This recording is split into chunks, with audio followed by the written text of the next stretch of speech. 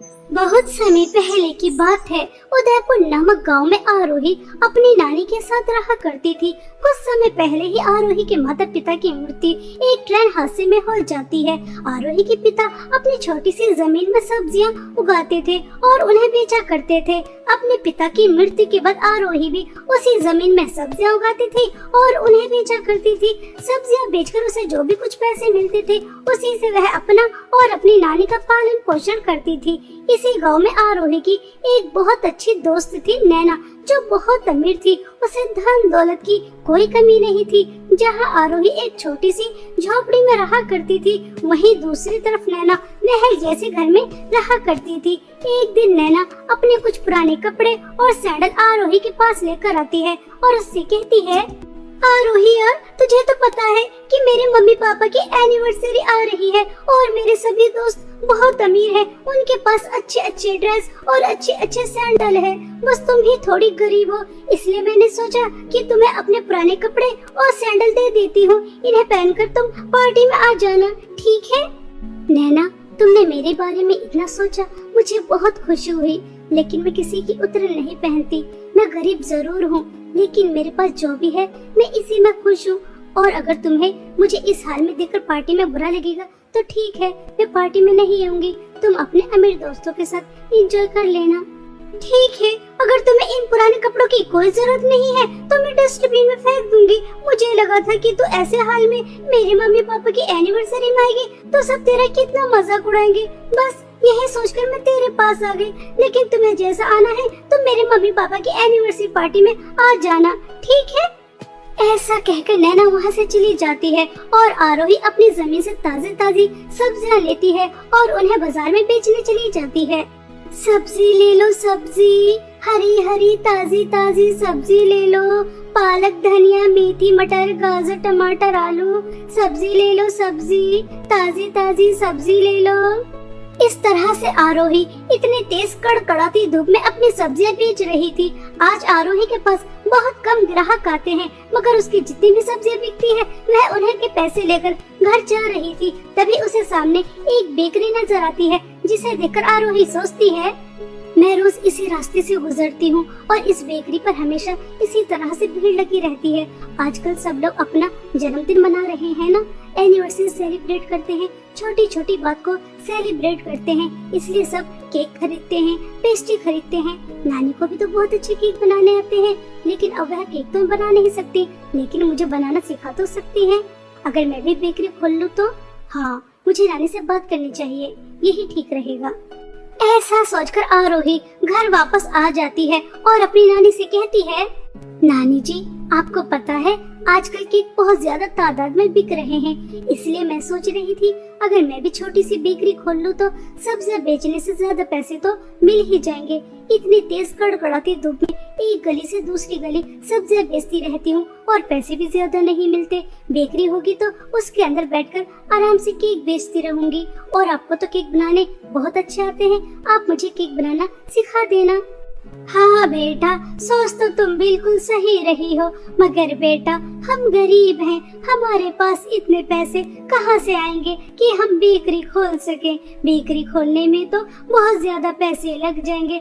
हमारे पास तो कोई जमा पूंजी भी नहीं है, सोने की चीज भी नहीं है जिसे बेचकर हम बेकरी खोल सके। सब्जी बेचकर तुम बस इतने ही पैसे कमा पाती हो कि हम बहुत मुश्किल से 2 समय का खाना खा पाते हैं। मेरी दवाइयाँ भी समय पर नहीं आती, इतना बड़ा काम हम कैसे कर सकते हैं बेटा?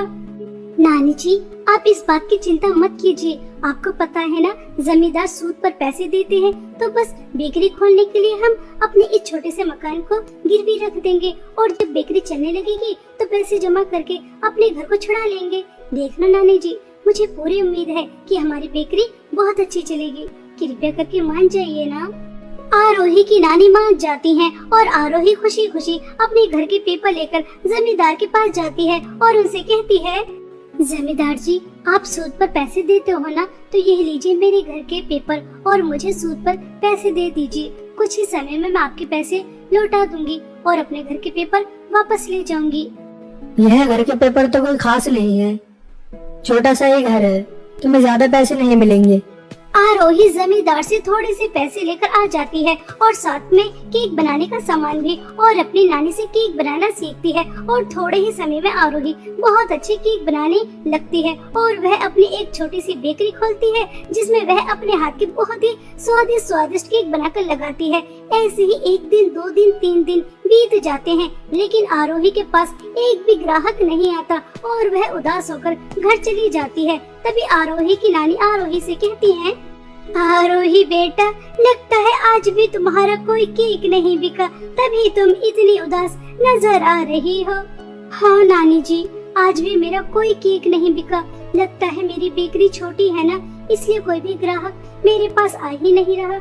मगर नानी, मैं कोशिश करती रहूंगी, क्योंकि कोशिश करने वालों की कभी हार नहीं होती। और देखना, एक दिन मेरी बेकरी बहुत अच्छी चलने लगेगी, आप परेशान मत होइए। ऐसा कहकर आरोही अपनी नानी और खुद को दिलासा देती है और अगले दिन दोबारा से अपनी बेकरी पर जाती है। तभी उसके पास उसकी दोस्त नैना आती है और उससे कहती है, अरे यार आरोही, यह तो तूने बहुत अच्छा किया जो तूने बेकरी खोल ली। आज मेरी मम्मी पापा की एनिवर्सरी है ना, तो मैं तेरी बेकरी से ही केक लेकर जाऊंगी। 5 अलग-अलग वैरायटी के केक पैक कर दे, 2 वनीला, 2 स्ट्रॉबेरी और 1 चॉकलेट। हाँ, और तू भी समय पर आ जाना, ठीक है? ऐसा कहकर नैना उसकी बेकरी से 5 केक ले जाती है। शाम को आरोही भी पार्टी में चली जाती है। आरोही की बेकरी के केक सभी को बहुत ज्यादा पसंद आते हैं। सब केक की बहुत तारीफ करते हैं और नैना से बेकरी का पता पूछते हैं, तो नैना सबको बताती है कि यह उसकी दोस्त आरोही की बेकरी है। और अगले दिन से आरोही की बेकरी पर लाइन लगना शुरू हो जाती है, क्योंकि उसके हाथ से बने केक बहुत ही ज्यादा टेस्टी थे। आरोही बहुत ज्यादा खुश थी, क्योंकि अब उसके घर के हालात पहले से बेहतर हो जाते हैं। लेकिन कहते हैं ना कि गरीब की यहाँ खुशियाँ ज्यादा दिन तक टिकती नहीं है। आरोही के सामने एक बहुत बड़ी बेकरी थी, जिसके पास अब ग्राहक आने कम हो जाते हैं। तभी उस बेकरी की मालकिन कंचन सोचती है, जब इस आरोही की बच्ची ने बेकरी खोली थी तो मुझे लगा था छोटी सी है, चलेगी नहीं, लेकिन अब देखो, देखते ही देखते कितनी चलने लगी है। मेरे ग्राहक कम होने लगे हैं। मैं इसे आसमान की ऊंचाइयों पर उड़ने नहीं दूंगी, मुझे इसके पर काटने होंगे, वरना मेरा धंधा चौपट हो जाएगा। और मेरा धंधा चौपट हो जाए, नहीं नहीं, ऐसा मैं होने नहीं दूंगी। अब देख मैं तेरे साथ करती क्या हूँ, मुझसे बच के तो दिखा। ऐसा सोचकर कंचन आरोही को बर्बाद करने का प्लान बना लेती है। और वहीं दूसरी तरफ आरोही बहुत खुश थी और वह अपनी नानी के लिए नई साड़ी और समोसे और चाउमीन, बहुत सारा खाने का सामान लेकर जाती है और अपनी नानी से कहती है, नानी जी, मैंने आपसे कहा था ना कि मैं हार नहीं मानूंगी, कोशिश करती रहूंगी, क्योंकि कोशिश करने वालों की कभी हार नहीं होती। और देखिए, अब मेरी बेकरी पहले से कितनी अच्छी चलने लगी है। बस अगर इसी तरह से चलती रहेगी तो कुछ ही दिनों में मैं घर के कागज भी छुड़ा लूंगी। नानी, आपके लिए साड़ी और समोसे चाउमीन लेकर आई हूँ, यह लीजिए, इसे खा लीजिए। हाँ बेटा, तुमने बिल्कुल सही कहा, कोशिश करने वालों और मेहनत करने वालों की कभी हार नहीं होती। तुम ऐसे ही मेहनत और कोशिश करती रहना और देखना, एक दिन तुम्हारी जगह जगह पर बेकरी होंगी। मुझे बहुत खुशी है तुम कामयाब हो रही हो। इस तरह से दोनों बहुत ज्यादा खुश होती हैं, लेकिन उन्हें क्या पता था कि अब उनकी जिंदगी में क्या तूफान आने वाला है। कंचन रात हो जाने के बाद आरोही की बेकरी पूरी तरह से जला देती है और बहुत खुश होती है। आरोही गरीब की बच्ची, ये देख, मैंने तेरी बेकरी पूरी तरह से जला दी है। अब तो इतना बड़ा नुकसान कहाँ से चुकाएगी? अब मजा आएगा। मेरे ग्राहक तोड़ने चली थी और मैंने बेचारी को जड़ से ही उखाड़ कर फेंक दिया। ऐसा सोचकर कंचन बहुत ज्यादा खुश हो रही थी। सुबह होने के बाद आरोही खुशी खुशी अपनी बेकरी पर आती है तो उसके पैरों तले जमीन खिसक जाती है, क्योंकि बेकरी पूरी तरह से जल चुकी थी। यह देखकर आरोही बहुत फूट फूट कर रोती है। अरे नहीं, यह क्या नर्त हो गया? मेरी बेकरी तो पूरी तरह से जल गई। इसके अंदर कितना सारा सामान रखा था, वह भी सब जलकर राख हो गया। अब मैं मेरे घर को कैसे छुड़ाऊंगी? नानी की दवाइयाँ, खाना पीना कैसे करूंगी? यह जिसकी दुकान है वह तो मुझसे इसके पैसे मांगेगा। यह सब क्या हो गया? मेरी खुशियों को किसकी नजर लग गई? ऐसा कैसे हो सकता है? रात तक तो सब कुछ ठीक ठाक था, अचानक क्या हो गया? मेरी खुशियाँ, दुकान, घर सब कुछ उजड़ गया। अब कुछ नहीं बचा, कुछ भी नहीं बचा। ऐसा सोच सोचकर आरोही बहुत ज्यादा रो रही थी। आरोही को रोता हुआ एक परी देख लेती है तो आरोही के ऊपर उसे बहुत तरस आता है और वह आरोही के पास जाती है और उससे कहती है, आरोही, तुम्हारे साथ जो भी कुछ हुआ बहुत गलत हुआ। मैं तुम्हारी मदद करना चाहती हूँ। आओ मेरे साथ चलो मेरी जादुई सोने और चांदी की केक की नदी के पास। वह परेशान और अच्छे लोगों के काम आती है। तुम बहुत अच्छी हो, हमेशा दूसरों की मदद करती हो। मैंने देखा कि तुम किस तरह से गरीब बच्चों को अपनी बेकरी से केक देती हो। जिसका दिल इतना अच्छा हो उसके साथ बुरा नहीं होना चाहिए। आओ मेरे साथ चलो मेरी जादुई सोने और चांदी की केक की नदी के पास। ऐसा कहकर वह परी आरोही को अपने साथ उड़ाकर अपनी जादुई सोने और चांदी की केक की नदी के पास ले जाती है। एक तरफ सोने की केक बह रहे थे और दूसरी तरफ चांदी की केक बह रहे थे। तभी जादुई सोने और चांदी की केक की नदी से आवाज आती है, परी, जैसा कि तुम जानती हो इस नदी के केक सिर्फ वही लेकर जा सकता है जो मेरे सवालों के सही सही जवाब दे। तो मैं इस लड़की से कुछ सवाल पूछती हूँ। अगर यह अपनी परीक्षा में पास हो गई तो मैं इसे जादुई सोने और चांदी के केक की नदी से जादुई केक दे दूंगी। सुनो लड़की, तुम्हारे सामने दो बच्चे भूखे हैं और तुम्हारे पास सिर्फ एक रोटी है, लेकिन वह बच्चे काफी समय से भूखे हैं। अगर वह तुमसे एक रोटी मांगेंगे तो उस समय तुम क्या करोगी? मैं उस समय उन दोनों बच्चों को आधी आधी रोटी खिला दूंगी, क्योंकि मेरी नानी हमेशा मुझसे कहती है भूखे लोगों को खाना खिलाना बहुत पुण्य का काम होता है। इसलिए मैं एक समय भूखे रहकर इतना सारा पुण्य कमाना चाहूंगी। आरोही, तुम बहुत अच्छी हो, अपनी परीक्षा में पास हो चुकी हो, वरना आज के टाइम में कोई भी दूसरों के बारे में नहीं सोचता। अब तुम जादुई सोने और चांदी के केक की नदी से एक सोने का केक और एक चांदी का केक लेकर जा सकती हो। जादुई सोने के केक से तुम्हें बहुत सारी धन दौलत मिलेगी और जादुई चांदी के केक से तुम्हें हमेशा केक मिलते रहेंगे, जिसकी मदद से तुम्हें अब कोई भी कमी नहीं होगी। आरोही खुश होकर जादुई सोने और चांदी की नदी से जादुई केक लेकर आ जाती है और जादुई सोने के केक से बहुत सारी धन दौलत लेकर अपना सारा कर्जा चुका देती है और अपनी एक बहुत बड़ी बेकरी खोलती है और जादुई चांदी के केक से केक लेकर उस बेकरी में बेचती है। इस तरह से आरोही की बहुत सारी बेकरियां होती हैं और उसका बहुत नाम होता है। आरोही कुछ ही दिनों में बहुत अमीर हो जाती है और जब इस बात की खबर कंचन को लगती है तो वह आग बबूला हो जाती है। नहीं नहीं, ऐसा नहीं हो सकता। वह मामूली सी लड़की इतनी आगे नहीं बढ़ सकती। आज उसकी एक नहीं, दो नहीं, 5-5 बेकरियां हैं और वह इतनी अमीर नहीं हो सकती। मुझे पता लगाना होगा आखिर उसे क्या मिला है जो इतनी जल्दी इतनी ज्यादा अमीर हो गई। हाँ, मुझे पता लगाना ही होगा। ऐसा सोचकर कंचन उसके घर जाती है तो उसे पता चल जाता है कि जादुई सोने और चांदी की केक की मदद से वह इतनी अमीर हुई है और एक दिन मौका देखकर वह जादुई सोने का केक चुराकर लेकर आ जाती है और घर आकर उससे कहती है, ये है जादुई सोने का केक, इससे जो भी कुछ मांगते हैं ये दे देता है। ये जादुई सोने का केक मुझे बहुत सारी धन दौलत दे, इतनी सारी धन दौलत कि मुझसे ज्यादा अमीर कोई और ना हो और वह आरोही की बच्ची दोबारा से गरीब हो जाए, उसके पास कुछ भी ना रहे। जल्दी से तू मुझे बहुत सारी धन दौलत दे दे। कंचन के इतना कहते ही जादुई सोने के केक के अंदर से धन दौलत तो नहीं बल्कि बहुत सारे सांप और बिच्छू निकल कर आते हैं जो उसे तुरंत ही डस लेते हैं और उसकी तुरंत ही मृत्यु हो जाती है। कंचन को उसके लालच और बुरे स्वभाव की सजा बहुत अच्छी तरह मिल जाती है और वही दूसरी तरफ आरोही अपने साथ साथ पूरे गांव की भी बहुत मदद करती है और खुद भी एक हंसी खुशी जीवन बिताती है। सिर्फ और सिर्फ अपने अच्छे स्वभाव और दूसरों की मदद करने की वजह से आज उसके पास जादुई सोने और चांदी के केक थे, जिसकी वजह से आज वह एक खुशहाल जीवन बिताती है। बहुत समय पहले की बात है।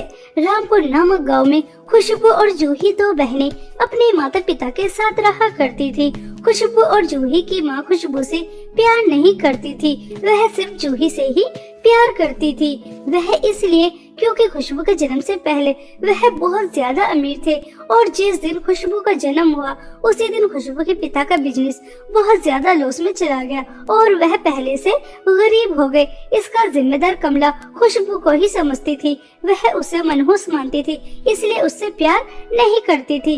लेकिन खुशबू के पिता वह दोनों बेटियों को एक समान ही प्यार करते थे। ऐसे ही समय बीत रहा था। खुशबू का 15वां जन्मदिन आता है और वह खुशी खुशी अपनी माँ के पास आती है और उनसे कहती है, माँ, आज मेरा जन्मदिन है। मैं जानती हूँ कि आप मेरे इस दिन से खुश नहीं होती और मुझे विश भी नहीं करती। माँ, जो भी कुछ हुआ उसमें मेरी क्या गलती? आप वह सारी बातें भूल क्यों नहीं जाती? मैं तुझे अपनी बेटी नहीं मानती। जिस दिन तू इस दुनिया में आई थी और हम गरीब हुए, मैंने उसी दिन तुझे अपनी बेटी मानने से इनकार कर दिया। तेरी मनहूसियत की वजह से हमसे हमारा सब कुछ छिन गया और तू चाहती है कि तबाही वाले दिन को मैं सेलिब्रेट करूं। नहीं, ऐसा बिल्कुल भी नहीं होगा। चली जा यहाँ से। तेरा मनहूस दिन कभी सेलिब्रेट नहीं होगा। जूही बेटा कहाँ है? चल, आज तुझे मैं शॉपिंग करा के लेकर आती हूँ। बहुत दिन हो गए, तो अपने लिए अच्छे अच्छे कपड़े भी नहीं लेकर आई। ऐसा कहकर कमला खुशबू के ही सामने जूही को इस तरह से आवाज लगाती है। तभी वहाँ पर खुशबू के पिता आ जाते हैं और वह कहते हैं, अरे भाग्यवान, आज तुम्हारी बेटा का जन्मदिन है। आज तो सारी कड़वाहट छोड़ दो। अगर तुम खुशबू को अपनी बेटी नहीं मानते तो मत मानो। मैं तो अपनी बेटा का जन्मदिन बहुत अच्छे से सेलिब्रेट करूंगा। खुशबू अपनी माँ के प्यार के लिए तरस रही थी, लेकिन उसे अपनी माँ का प्यार नहीं मिलता। लेकिन वह एक बात से खुश थी कि चलो, माँ का प्यार नहीं मिल रहा तो कोई बात नहीं, लेकिन उसके पिता तो उसके साथ हैं। इसलिए वह अपनी आंखों के आंसू पोंछती है और खुशी खुशी अपने पिता के साथ अपना जन्मदिन सेलिब्रेट करने के लिए रेस्टोरेंट में चली जाती है। वहाँ जाकर खुशबू के पिता खुशबू का जन्मदिन बहुत अच्छे से सेलिब्रेट करते हैं और वह सेलिब्रेट कर कर घर आ रहे थे। तभी रास्ते में खुशबू के पिता का एक्सीडेंट हो जाता है और उसी एक्सीडेंट में तुरंत ही उनकी मृत्यु हो जाती है। अपने पिता की मृत्यु के बाद खुशबू बहुत ज्यादा फूट फूट कर रोती है और जब इस बात की खबर कमला और जूही को लगती है तो वह भी दौड़ते हुए वहाँ पर आती हैं और कमला खुशबू की बहुत पिटाई करती है और उससे कहती है, मनहूस, भर गया तेरा पेट अपने पिता को खाकर। अगर अभी भी भूखी है तो मुझे भी खा ले, अपनी बहन को भी खा ले। तूने मेरा मुझसे सुहाग छीन लिया। अगर अपना जन्मदिन सेलिब्रेट नहीं करती तो मर तो नहीं जाती। मैंने पहले ही मना किया था कि तेरे कदम मनहूस है। पहले हमसे हमारा कारोबार छीन लिया और अब उसके बाद मेरी बेटी से उसके पिता और मुझसे मेरा पति। तो बेटी नहीं, डायन है, डायन। मेरी नजरों से दूर हो जा। मैं तेरी शक्ल भी देखना नहीं चाहती। चली जा यहाँ से। माँ, मैं आपके दुख को समझ सकती हूँ। वह सिर्फ जूही दीदी के पिता नहीं थे, मेरे भी पिता थे। मुझे भी उतना ही दुख हो रहा है जितना आपको हो रहा है, लेकिन पिताजी की मौत का जिम्मेदार आप मुझे तो मत समझिए। पिताजी की किस्मत में जो लिखा था वह उनके साथ हो गया। हम किसी की किस्मत को तो नहीं मिटा सकते। देखा मम्मी कैसे कह रही है कि पिताजी की किस्मत में मौत लिखी थी तो इसलिए उन्हें मौत आ गई। अब आप इस मनहूस को घर के अंदर मत आने देना, वरना पता नहीं अपनी मनहूसियत से आपको और मुझे और न खा ले। मुझे तो और जीना है। मैं इसकी मनहूसियत से मरना नहीं चाहती। हाँ बेटा, तू बिल्कुल सही कह रही है। देख खुशबू की बच्ची, मैं तुझे जन्म देकर बहुत ज्यादा पछता रही हूँ। तूने मेरा मुझसे सब कुछ छीन लिया। अब मैं और नुकसान बर्दाश्त नहीं कर सकती, इसलिए अपना काला साया लेकर हमारी जिंदगी से बहुत दूर चली जा और कभी लौटकर मत आना। अगर तूने एक पल के लिए भी मुझे अपनी माँ समझा होगा तो तू अपनी मनहूस शक्ल लेकर कभी नहीं आएगी, बहुत दूर चली जाएगी हमारी जिंदगी से। बेचारी खुशबू अपनी माँ की सारी बात मान लेती है और अपने पिता के अंतिम संस्कार में भी शामिल नहीं होती। वह दूर से खड़ी होकर देखती रहती है और अपनी माँ और बहन की जिंदगी से बहुत दूर जाने का फैसला कर लेती है और वह रोते हुए इस गांव को छोड़कर शहर जा रही थी, लेकिन उसके पास एक भी रुपया नहीं था। बेचारी खुशबू भूखी प्यासी खाली हाथ बस जंगल के रास्ते चले ही जा रही थी। इसी तरह खुशबू को चलते चलते 2 दिन हो जाते हैं। तभी वह थक हार कर एक पेड़ के नीचे बैठ जाती है और बहुत रोती है। मुझे लगा था कि माँ मुझे गुस्से में डांट रही है, जैसे ही उनका गुस्सा शांत होगा वह मुझे लेने आ जाएंगे, लेकिन शायद सच में वह मुझे मनहूस समझती है, पिताजी का कातिल समझती है। बचपन से लेकर आज तक माँ के प्यार के लिए तरस रही थी, लेकिन माँ बचपन वाला हादसा भूल ही नहीं पाई कि एक और हादसा हो गया। मेरी वजह से पिताजी भी इस दुनिया से चले गए। लगता है मैं सच में ही मनहूस हूँ। तभी तो मुझे अपना कहने वाला कोई नहीं, मुझे प्यार करने वाला कोई नहीं। मैं कहाँ जाऊँ, क्या करूँ? मुझे तो कुछ भी समझ में नहीं आ रहा। ऐसा सोचकर खुशबू बहुत रोती है। तभी खुशबू को किसी के चिल्लाने की आवाज आती है। यहाँ कोई है क्या? कोई मेरी आवाज सुन सकता है? मैं मुसीबत में हूँ, मेरी जान को खतरा है, कृपया करके मुझे बचाओ। कोई यहाँ मेरी आवाज सुन सकता है? मुझे बचाओ, मुझे बचाओ, मेरी जान खतरे में है। खुशबू यह आवाज सुन लेती है और वह तुरंत उस आवाज का पीछा करने के लिए जैसे ही दौड़ती है तो वह देखती है कि एक पिंजरे में बहुत सुंदर सुनहरी जल परी कैद थी। तभी वह उस सुनहरी जल परी के पास जाती है और उससे कहती है, जल परी सच में होती है? आज तक तो मैं सिर्फ किस्से कहानियों में ही सुनती आ रही हूँ कि जल परी भी होती है। हाँ, मैं सच में जल परी हूँ, लेकिन मेरे पास ज्यादा समय नहीं है, मैं मर जाऊंगी। कृपया करके जल्दी से यह जाल खोल दो ताकि मैं अपने जादुई सोने की नदी में जाकर सांस ले सकूं। आप चिंता ना करो, मैं अभी आपका यह जाल खोल देती हूँ। मैंने पढ़ा था कि जल परियां पानी के बाहर ज्यादा समय तक जिंदा नहीं रह सकती। आपकी जान को खतरा है, मैं अभी आपका ये जाल खोल देती हूँ। ऐसा कहकर खुशबू जैसे ही जाल खोलने के लिए हाथ आगे बढ़ाती है तो उसे बहुत तेज का करंट लगता है। तभी जल परी खुशबू से कहती है, लगता है उस दुष्ट जादूगरनी ने इस जाल पर हमारे जल परियों का मंत्र फूंक रखा है। तुम मेरे इस जाल को नहीं खोल सकती। यह जाल सिर्फ एक ही तरीके से खुल सकता है। यहाँ से कुछ दूर चलने के बाद तुम्हें जादुई 3 सोने की नदी नजर आएंगी और अगर तुम मेरी सौतेली माँ और सौतेली बहन के जादुई सोने की नदी से एक एक मटका जादुई सोने की नदी का पानी लेकर आ जाओगी और 3 बार यह मंत्र बोलोगी, ए जादुई सोने की नदी के पानी, यह सुंदर सुनहरी जल परी मुसीबत में है, इसे बाहर निकालो और तभी मैं इस कैद से आजाद हो जाऊंगी। खुशबू उस जल परी की मदद करने के लिए तुरंत तैयार हो जाती है और वह उस सुनहरी जल परी के बताई हुई जगह पर जाती है तो उसके सामने जादुई 3 सोने की नदी बह रही थी। तभी वह सुनहरी जल परी की सौतेली माँ से कहती है, आपकी सौतेली बेटी मुसीबत में है, आप अपनी जादुई सोने की नदी से एक मटका पानी दे दीजिए। मैं उस करमजली की मदद नहीं करूंगी, जा यहाँ से। मैं तुझे अपने जादुई सोने की नदी से एक बूंद भी पानी नहीं दूंगी। मरती है तो मेरी बला से मर जाए। मैंने पहले ही मना किया था कि उस जादूगरनी के काम में टांग न अड़ाए, लेकिन उसे तो दूसरों की मदद करने का शौक ही बहुत है ना, तो करे दूसरों की मदद, मर जाए। सुनहरी जल परी की सौतेली माँ अपने जादुई सोने की नदी से पानी देने से मना कर देती है। खुशबू जल परी की सौतेली बहन के पास जाती है तो उससे भी यही कहती है, तो वह भी खुशबू को अपने जादुई सोने की नदी से पानी देने से मना कर देती है और वह सोचती है, सुनहरी जल परी के पास ज्यादा समय नहीं है, उनका दम घुट रहा है और उनकी सौतेली माँ और सौतेली बहन ने अपने जादुई सोने की नदी से पानी देने से मना कर दिया। मैं उनकी जान बचाने के लिए क्या कर सकती हूँ? मुझे तो कुछ भी समझ में नहीं आ रहा। ऐसा सोचकर खुशबू सुनहरी जल परी के लिए बहुत ज्यादा परेशान हो जाती है।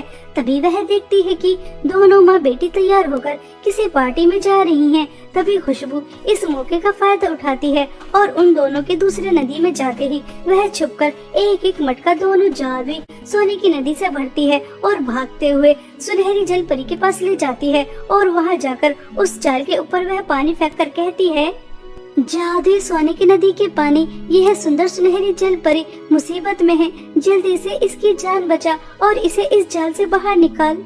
खुशबू के 3 बार ऐसा कहने से वह जाल टूट जाता है और सुनहरी जल परी बाहर आ जाती है। तभी समय रहते खुशबू सुनहरी जल परी को उसकी जादुई सोने की नदी में छोड़ देती है। तभी वह खुशबू से कहती है, खुशबू, तुम बहुत अच्छी हो। कोई अपनों के लिए भी इतना नहीं करता जितना तुमने मेरे लिए किया। तुमने मेरी जान बचाकर मुझ पर बहुत बड़ा एहसान किया है, इसलिए मैं तुम्हें अपनी जादू सोने की नदी से बहुत सारी धन दौलत देती हूँ। इतनी धन दौलत कि कभी तुम्हें किसी चीज की कोई कमी नहीं होगी। जल परी जी, मुझे धन दौलत नहीं चाहिए। मेरी माँ मुझसे प्यार नहीं करती और मेरी बहन भी मुझे मनहूस समझती हैं, इसलिए उन्होंने मुझे घर से बाहर निकाल दिया। मुझे मेरे पिता का कातिल भी समझती हैं। मेरे पास रहने के लिए कोई जगह नहीं है और प्यार करने वाला भी कोई नहीं है। आप मुझे बहुत अच्छी लगी। अगर आपकी अनुमति हो तो क्या मैं आपके साथ रह सकती हूँ? सुनहरी जल परी खुशबू को अपने जादू सोने की नदी में रहने की अनुमति दे देती है और अब खुशबू उसी के साथ रहने लगती है। ऐसे ही कुछ दिन बीत जाते हैं। खुशबू जादू सोने की नदी के अंदर रह रही थी, तभी वह सुनहरी जल परी के जादू गोले को देखती है तो उसके अंदर उसे अपना गांव नजर आता है। खुशबू खुशी खुशी अपना गांव देख रही थी और अपना घर देखकर वह खुश होती है। तभी वह देखती है कि उसकी माँ बिस्तर पर लेटी हुई है और वह बहुत ज्यादा बीमार है। उनके आसपास भी कोई नहीं है। यह देखकर खुशबू घबरा जाती है और वह जल परी से कहती है, जल परी, मैंने अभी अपनी माँ को आपके जादू गोले के अंदर देखा। वह बहुत ज्यादा बीमार है। मुझे मेरी माँ के पास जाना होगा। उनके आसपास भी कोई नहीं है। उन्हें मेरी जरूरत है। मैं आपके पास और नहीं रह सकती। खुशबू, तुम्हारी माँ ने कभी तुम्हें प्यार नहीं दिया, लेकिन फिर भी तुम अपनी माँ के बारे में इतना सोच रही हो। यह देखकर मुझे बहुत अच्छा लगा। तुम अपनी माँ के पास जा सकती हो और तुम्हारी माँ बीमार है, इसलिए तुम मेरे जादू सोने की नदी से पानी लेकर जाओ और उन्हें पिला देना। देखना, वह बिल्कुल ठीक हो जाएंगी। तुम्हारी माँ को कुछ नहीं होगा। खुशबू जल परी की जादू सोने की नदी से पानी लेकर जाती है और घर जाकर अपनी माँ से कहती है, माँ, आपको क्या हो गया और जूही कहाँ है? वह आपके पास क्यों नहीं? मुझे माफ कर दीजिए। आपको मेरी जरूरत थी और मैं आपके पास नहीं थी। खुशबू बेटा, हो सके तो मुझे माफ कर दे। मैंने हमेशा तुझसे बढ़कर जूही से प्यार किया। तुझे कभी कुछ नहीं समझा और जूही ने मेरे प्यार का मुझे यह सिला दिया। वह मुझे बीमार छोड़कर अपने दोस्तों के साथ बाहर घूमने चली गई और तूने जैसे ही मुझे बीमार देखा तो तुरंत मेरे पास आ गई। मुझे माफ कर दे मेरी हर गलती के लिए। बेटा, तुम मनहूस नहीं है। कोई भी मनहूस नहीं होता। मुझे समझ आ गया, जिसकी किस्मत में जो लिखा होता है वह होकर ही रहता है। किसी के आने से जाने से कुछ नहीं होता। मुझे मेरे किए पर बहुत पछतावा है। तुझे बचपन से लेकर आज तक कभी प्यार नहीं मिला, लेकिन अब मैं तुझे अपने आप से कभी अलग नहीं होने दूंगी। बहुत प्यार दूंगी मेरी बच्ची। मुझे छोड़कर कहीं मत जाना।